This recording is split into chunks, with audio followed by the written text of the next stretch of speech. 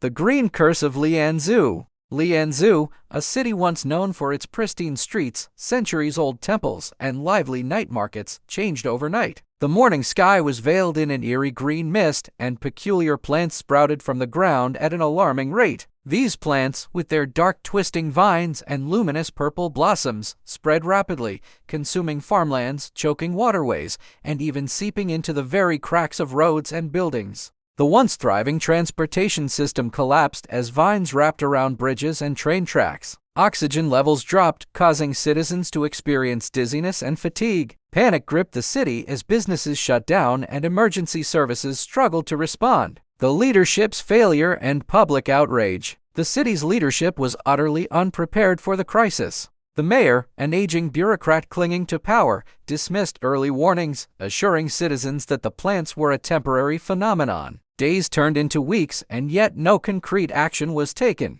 The authorities failed to coordinate an effective response, leading to frustration among the people. Hospitals overflowed with patients suffering from respiratory issues, yet officials downplayed the crisis. Desperate farmers, watching their crops disappear, pleaded for government aid, only to be met with bureaucratic delays and indifference. As the situation worsened, protests erupted. Angry citizens gathered in front of the city hall, demanding answers. When authorities remained silent, frustration boiled over into clashes with the local police. Tear gas and rubber bullets were deployed, turning once peaceful protests into violent confrontations. Shops were looted, and vehicles were set ablaze as the people vented their rage against a government that had abandoned them. A shocking moment came when a group of activists attempted to storm the mayor's office, only to be met with water cannons and riot police. The investigators, a group of determined young minds, came together, desperate to unravel the mystery behind the botanical invasion.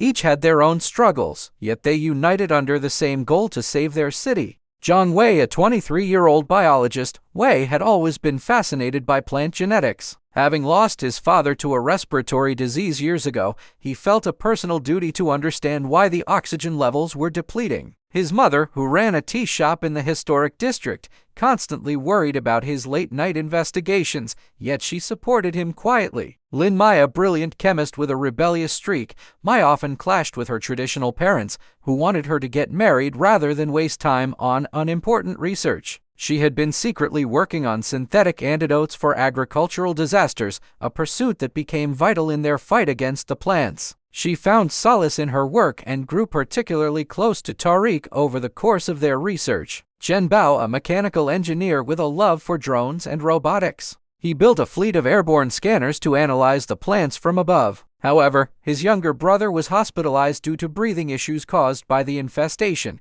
making his mission personal and urgent. His workshop, located in the industrial sector, became the team's headquarters. Tariq Rahman, a Pakistani environmental scientist studying in Lianzhou on a scholarship. He was the first to notice that the plants emitted an unusual gas that disrupted oxygen production. His struggle was twofold: convincing authorities to listen while dealing with the discrimination he sometimes faced as a foreigner in the city. Mai became his strongest advocate and helped amplify his findings to the right channels. Hana Sato, a Japanese journalist, fascinated by mysteries. While reporting on the disaster, she stumbled upon ancient records of similar plant outbreaks. Her research suggested that a rare underground mineral was triggering their growth, a discovery that changed everything. She worked closely with Wei to translate old texts and trace the origins of past botanical anomalies. The struggle. The team faced immense challenges. The plants grew at an accelerated rate, making it difficult to study them. Their roots ran deep, absorbing all the nutrients from the soil, leading to food shortages.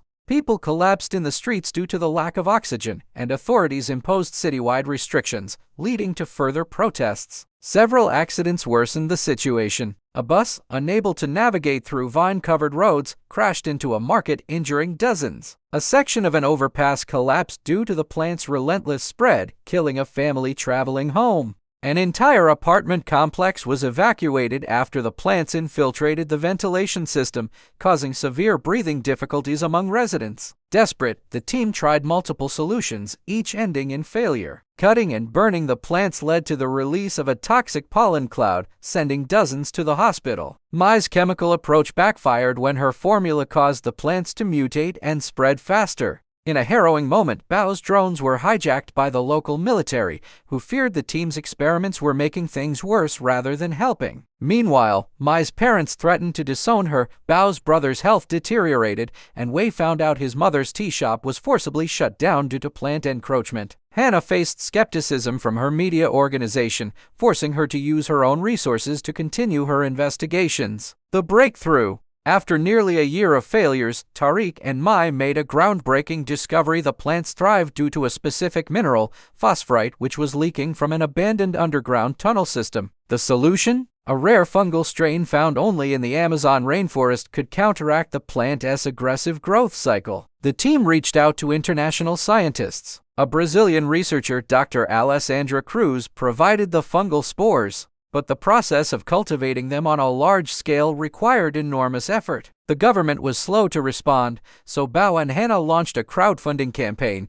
gathering support from citizens who had lost everything. Meanwhile, a beloved street performer named Uncle Zhou collapsed due to the plant toxins. His illness became the catalyst for a final wave of public outrage, forcing authorities to allocate emergency funding to the team. The victory. After months of trials, they succeeded in creating a biodegradable fungal compound that halted the plant's growth. A citywide operation was launched, using Bao's drones to disperse the fungus efficiently. Slowly, the plants withered away, oxygen levels stabilized, and the city began to heal. People rejoiced. Farmers returned to their fields, children played in the parks again, and businesses reopened. Wei's mother's tea shop became a symbol of resilience, drawing visitors from across the city. Mai's parents, seeing their daughter's achievements, finally acknowledged her passion. Tariq, once an outsider, was honored by the mayor, symbolizing the city's gratitude and newfound appreciation for diversity. Epilogue. 1 year later, Lianzhou had fully recovered, with new policies in place to prevent another disaster. The team, now celebrated as heroes, continued their research, knowing that the battle against nature's unpredictability was far from over. But for now, the city breathed freely again, basking in the triumph of human ingenuity and unity.